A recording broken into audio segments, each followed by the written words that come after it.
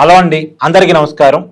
Petrol diesel ధరల పెంపుని చాలా సీరియస్గా తీసుకొని ఈరోజు వైఎస్ఆర్ కాంగ్రెస్ పార్టీ ఆందోళన కార్యక్రమాలు చేస్తుంది. వాళ్ళ పార్టీ ఆందోళన కార్యక్రమాలు చేస్తున్నప్పుడు ఆ కార్యక్రమాలకు పిలిపించినటువంటి వాళ్ళ పార్టీ అధ్యక్షుడు మాజీ ముఖ్యమంత్రి జగన్మోహన్ రెడ్డి గారు ఎక్కడ ఉండాలి?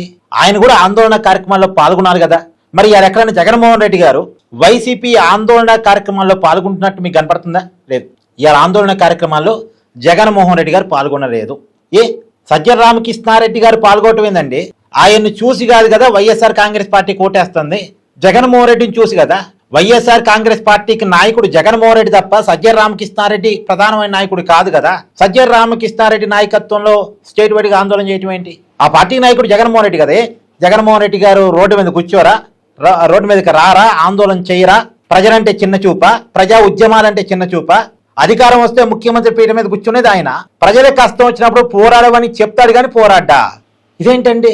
ఇప్పుడు దేశవ్యాప్తంగా చాలా రాజకీయ పార్టీలు పెట్రోల్ డీజిల్ ధరలను నిరసిస్తూ ఆందోళన కార్యక్రమాలు చేస్తున్నాయి. చాలా పార్టీలు చేస్తున్నాయి దేశంలో. ఏ పార్టీలు అయితే చేస్తున్నాయో ఆ పార్టీ ప్రధాన నాయకత్వం అంతా కూడా ఆందోళన కార్యక్రమాల్లో పాల్గొంటుంది. మరి ఒక్క జగన్మోహన్ రెడ్డి గారు ఎందుకు పాల్గొనట్లే? జగన్మోహన్ రెడ్డి గారికి పాల్గొనకపోవటానికి ఉన్న కారణం ఏంటంటే పెట్రోల్ డీజిల్ ధరలు ఆంధ్రప్రదేశ్లో ఎక్కువగా ఉండటానికి కారణం జగన్మోహన్ రెడ్డి అనేది ఒక రీజను.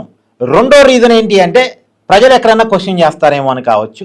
మూడో రీజన్ ఏంటంటే ప్రజా ఉద్యమాలు అంటే చిన్న చూపు. అధికారం కావాలి కానీ ప్రజా ఉద్యమాల్లో పాల్గొనటం, రోడ్డు మీదకి రావటం, ఆందోళన కార్యక్రమాలు చేయటం ఇది అలవాటు పోయినట్టుంది జగన్మోహన్ రెడ్డి గారికి. ప్యాలెస్ల్లో డోర్లు మూసుకుని కూర్చొని అలవాటు పోయినట్టుంది. కానీ ఇంత బాధ్యత లేకుండా ఉంటారా నాయకులు? అంత పొడిచే పని ఏముంది అలా జగన్మోహన్ రెడ్డి గారికి? బిజినెస్ పనులు ఉన్నాయేం, కానీ ఒక రాజకీయ పార్టీకి అధ్యక్షుడుగా ఉన్నాడు కదా, ప్రజా సమూహంలో ప్రజా జీవితంలో ఉన్నాడు కదా. మరి అంత బాధ్యత లేకుండానా?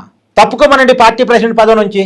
బాధ్యత ఉన్న వాళ్ళు ఎవరైనా పార్టీ ప్రెసిడెంట్ పదవి తీసుకుంటారు, పార్టీని హ్యాండిల్ చేసుకుంటారు, ప్రజల్లోకి వెళ్తారు. వైఎస్ఆర్ కాంగ్రెస్ పార్టీ నమ్ముకొని చాలా మంది ఉన్నారు కదా, వాళ్ళందరినీ లీడ్ తీసుకుని వాళ్ళందరికీ అండగా, ప్రజలకు అండగా వెళ్తారు. ఇంత బాధ్యత లేని నాయకుడి విషయంలో మీ అభిప్రాయాన్ని ఖచ్చితంగా కామెంట్ చేయండి.